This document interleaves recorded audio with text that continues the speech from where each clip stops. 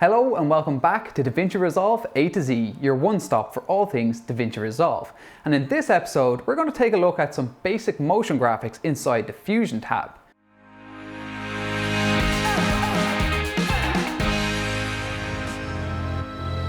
This episode is ideal for total beginners and people who have switched to Resolve who want to understand how the node-based system works. So let's jump into Resolve and take a look. So now that we're inside of Resolve, just give a tiny bit of context. For demonstration's sake, what we're going to do is we are going to do a general reconstruction of my intro animation for this channel. And with some slight differences, we're not going to go about, pixel peeping and getting real nitty-gritty with the timing. We're just going to do a general rebuild. And this would get used to doing things like how to get used to the node system, how to read the nodes, doing simple things like transform tools, rescaling things, working with items that are of different resolutions, and also some masking as well, some simple masking, and just working with shapes and generating solids and whatnot. So by following along, it'll give you a general understanding of how to do the basics inside of Fusion. And to be honest with you, I'm someone that came from an After Effects background, and once I got used to these basics, you're kind of off to a flying start. Then it looks like it's totally different, and you're starting from square one with your knowledge of motion graphics and VFX, but you're not. You're just kind of doing a slight adjustment over. So if you are someone who has a background in motion graphics and VFX, this will hopefully help you get over that learning curve. And if you're starting from some complete scratch, we're accommodating total beginners too. So the first thing you're going to want to do is import some media. So in my case, we're going to the background, the multicolor background of our intro animation. We're going to regenerate roughly. Colors won't be perfect and the positioning of things won't be perfect, but we're going to generate that actually within Fusion, so we can learn a few extra tools.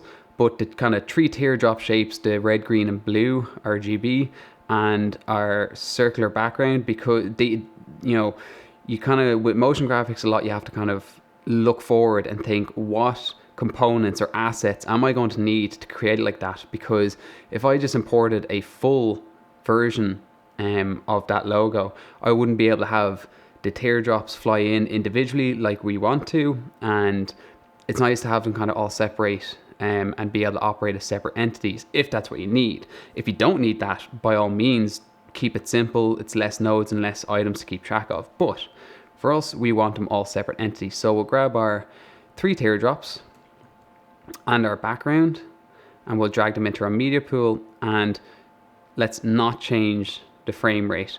This will automatically try to do funky things, but they're just still images. So there's no reason for us to be changing that. I've already defined my project settings. It's a full HD, 25 frames per second. If you want a different frame rate, that's great, go for that.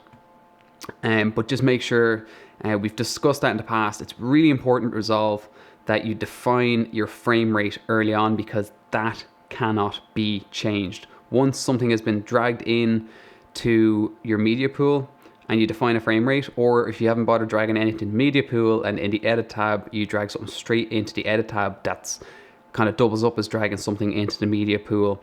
That will define your frame rate and it won't be able to be changed. So make sure you get that right straight away. I would highly suggest you do the same for resolution, but that can be changed. It just has all sorts of issues down the line. If you change your frame rate, or sorry, your resolution, and you have overlays and layers, there can be scale issues. All of a sudden things won't be scaled correctly. So I really, really, really have to stress that early on, that you kind of define that nice and early. So let's jump into the edit tab.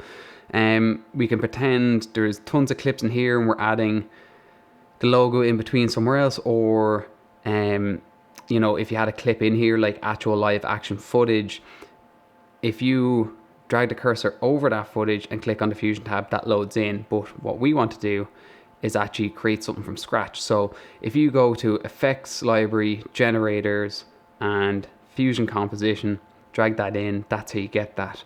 Another thing that I'd highly suggest you define ASAP is the length of your Fusion clip. So it's by default 5 seconds. You can change that default in in under preferences, but for our sake, 5 seconds is fine. We'll fit our animation within the 5 seconds. If you want longer, you can just drag that out now. If you need shorter, drag it in to whatever time you need.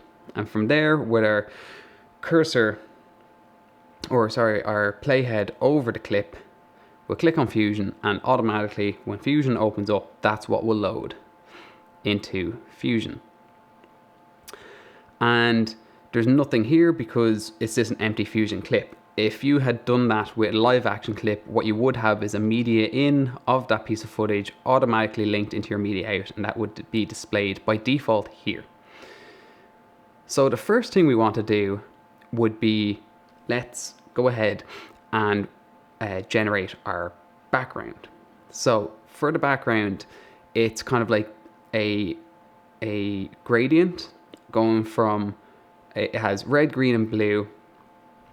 Let's, for argument's sake, actually just open up for reference.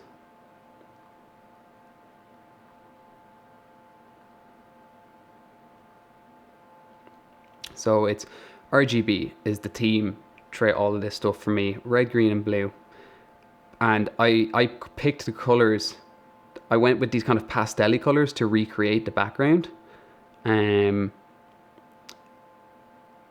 that's actually where I get the colors from for the gradient, is this R, G and B that I came up with. But we'll just do in and around. We won't do any color picking or anything like that. So if we drag down a background from our toolbar, alternatively, you can hit Shift Space and type in background and hit add. You can get a background in that way. Or you can go up to our effects library, tools, generator, and you can find background there, drag and drop, whichever suits you. But the most convenient is probably dragging straight down from the toolbar, seeing as it is one of the most commonly used tools and is up there by default. As you get better at using Fusion, and if it's a smaller comp like this, you probably don't need to be relabeling things, but to keep things really clear here, we'll relabel this. So the shortcut for relabeling anything is, if you're clicked on it, F2, and you can rename that that node. So we'll call that red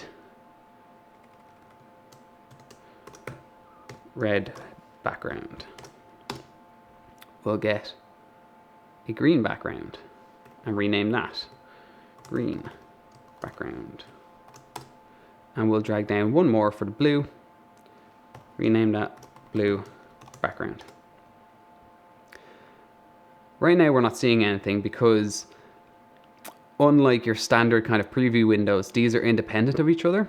So if we click on our red background here, and we actually go ahead and make that fully red, we'll make it true red, as opposed to a kind of nice pastel-y red of some sort. And I hit 1, or I click on this button here, it'll show up in our left preview window. If I hit 2 or click on this one, it'll show up on 2, or I can toggle on and off completely independently. But for the most part, I leave media out there. And if I were to drag that into media out and link it up, that's what's getting displayed on media out. So let's go ahead and make this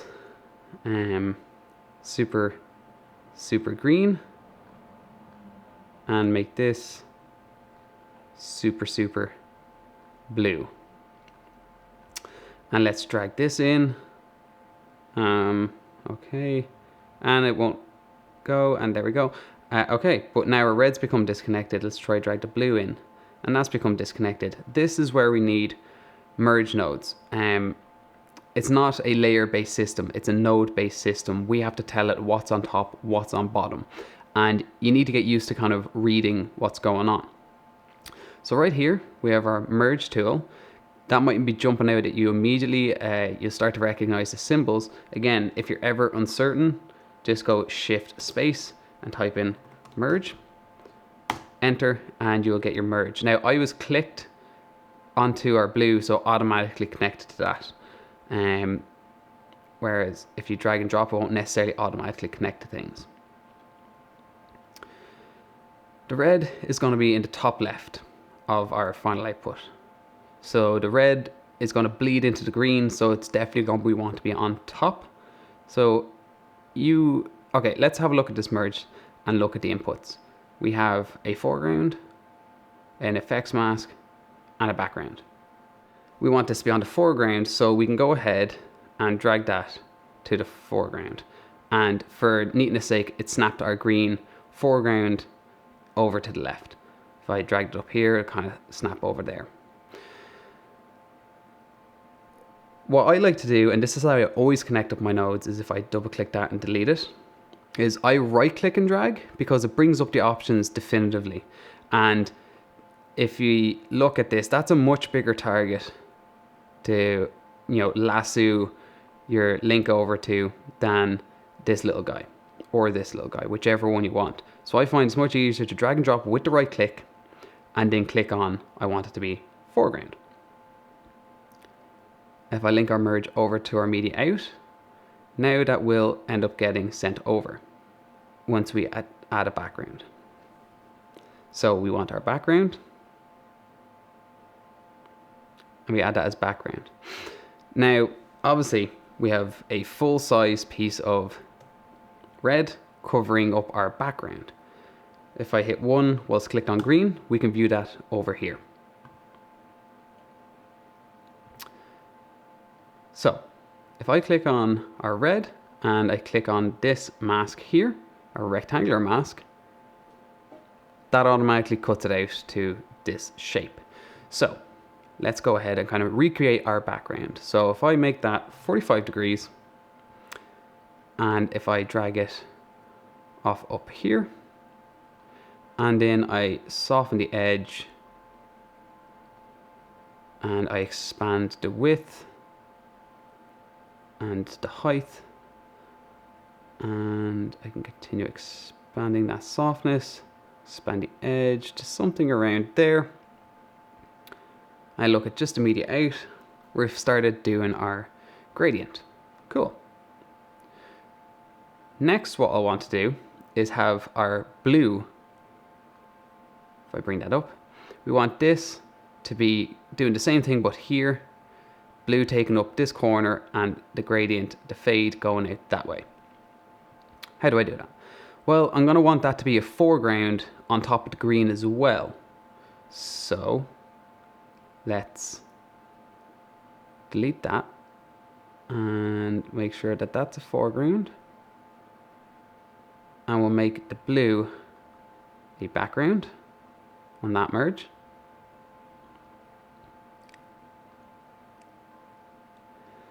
And then we want to add another merge, and we'll take our green and make that the ultimate background, and take this merge, which is a combination of our red and blue, and make that the foreground.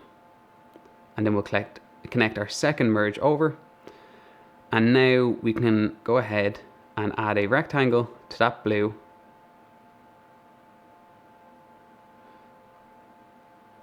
and we can go ahead and kind of apply the same settings to this rectangle. So we'll make it 45 degrees, move it right down to the corner here, give or take, expand the width, soften the edge, expand the edge, look at that rectangle and that rectangle. Cool. Give or take, that'll do for now. You can always make adjustments later. So let's just try neaten this up and talk about reading the story of the nodes, is how I kind of call it. I do my best to keep things in order of up and down, like top and bottom in relation to foreground, background as best I can, and left to right as best I can. So what we have here is we have a red with a shape cut out of it, and that is a foreground. If I just actually totally disable this, actually no, I'll turn in the luminance a bit. Then you'll see that we have red and blue is a foreground and a background, and there's obviously an alpha between because there's nothing sitting there. And we've thrown that on top as a foreground to a new background, our green.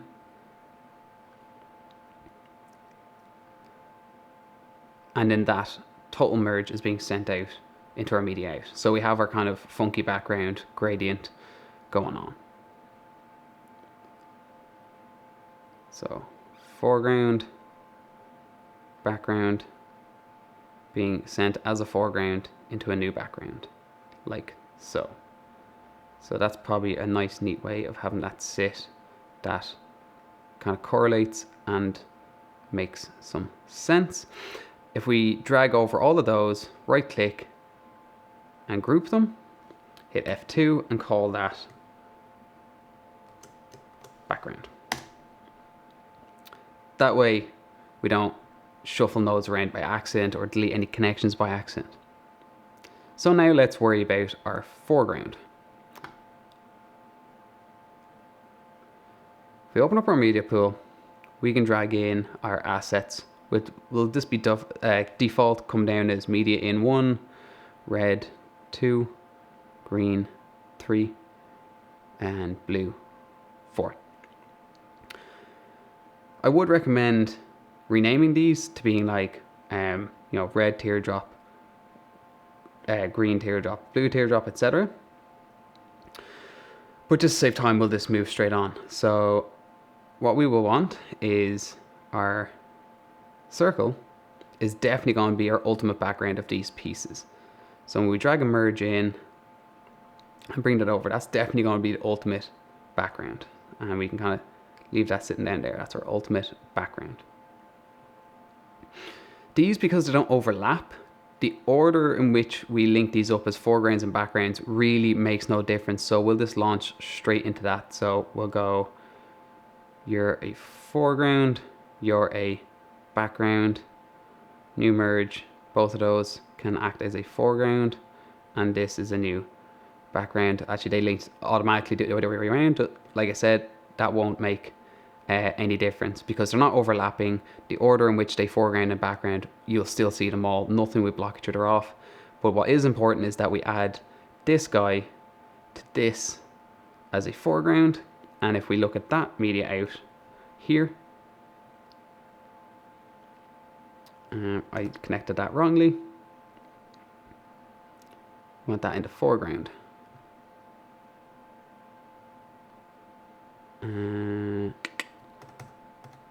I did something oh so wrong.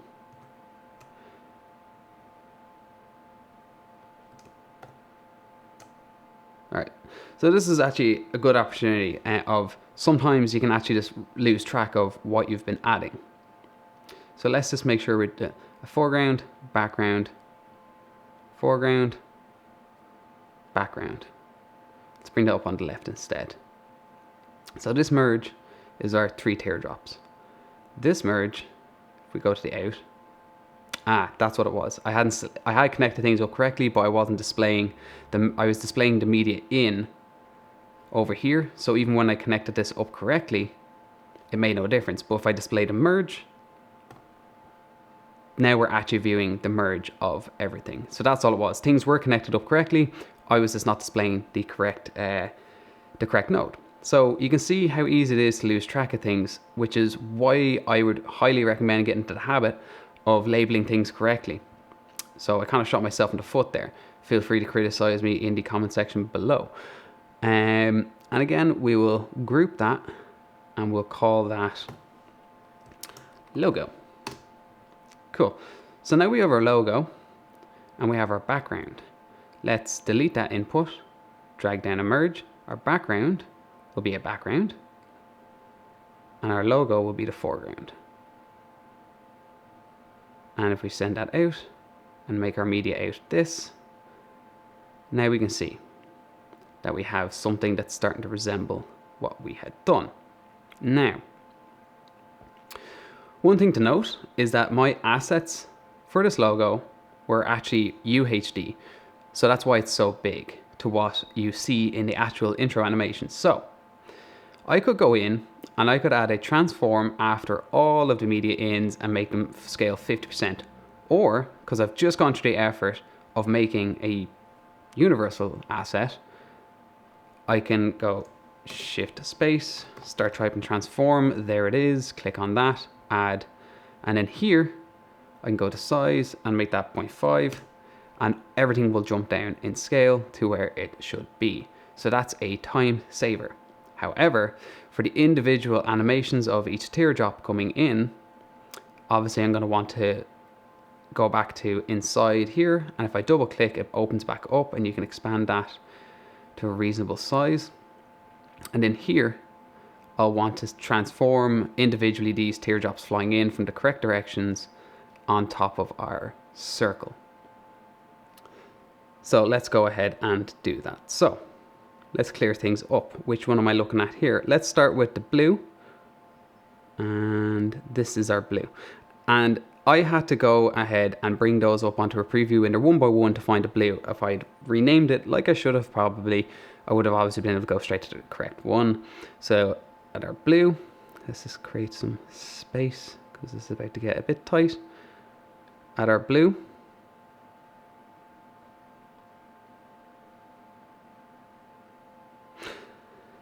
let's go and add a transform, and actually we'll come back to that. Let's start with the circle. So let's pretend the rest aren't here, and our circle flies in from off screen and lands in the middle. So let's say 6 frames is when it starts to come in, and it flies in over 6 frames. So we'll go to 12 frames. Let's go and add a transform.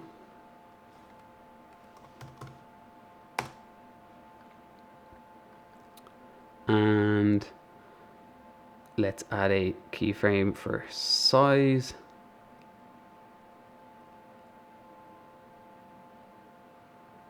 And we will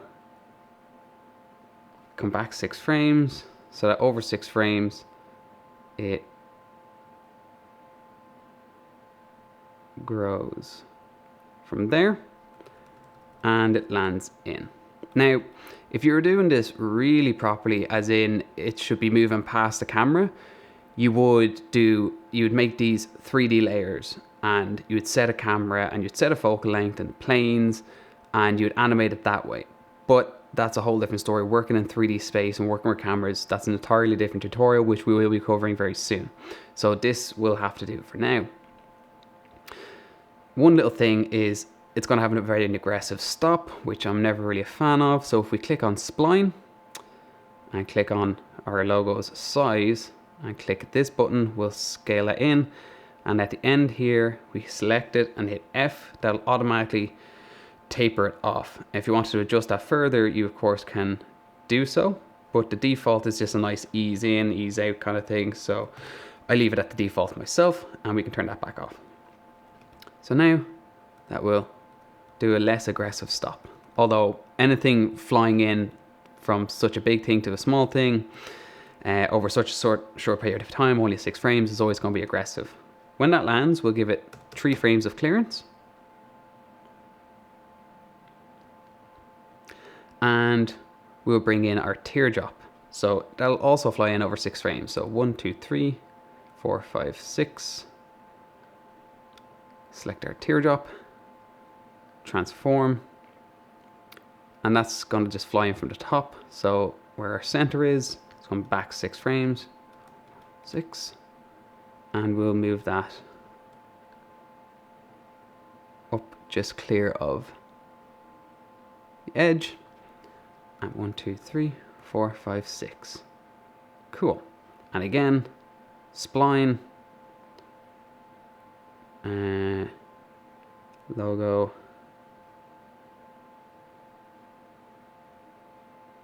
displacement, fit, select that, F, and that'll taper off the ending.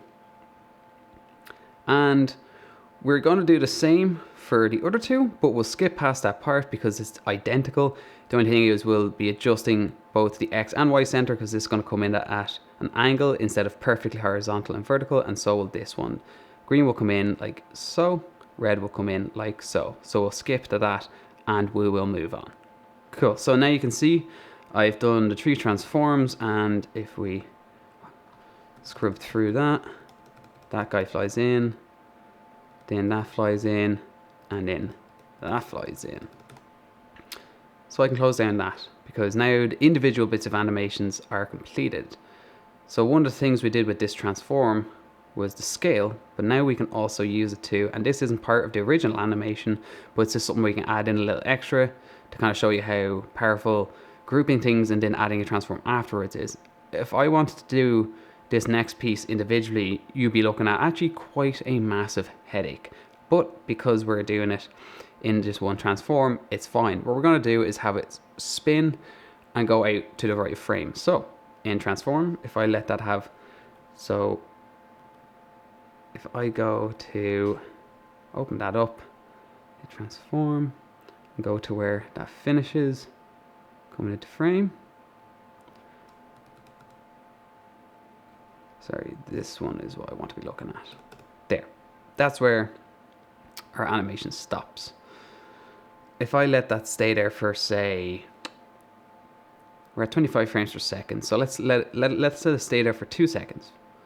So if we add on 50 to this, if we go to frame 89, that will be 2 seconds of it staying on screen. And then we can go and click on our center and our angle. And if we go out by 12 frames, 1, 2, 3, 4, 5, 6, 7, 8, 9, 10, 11, 12. Then we can go say it does a full rotation and it ends up fully out of frame to the right. Then it will do a rotation out and all the pieces move together, and it can save you a lot of time versus trying to get that done for each part. Believe me, it would be a massive headache, especially with things having different anchor points. So as I said, that was just a rough reconstruction of the intro animation. We just changed up a few things just so we could show off a few different ways of working in the Fusion tab and show off a few extra tools.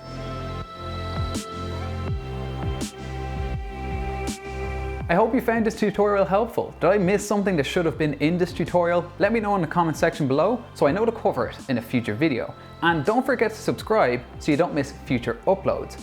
My name is Lee Dalton. This is Davinci Resolve A to Z. Thank you for watching, and I will see you in the next video.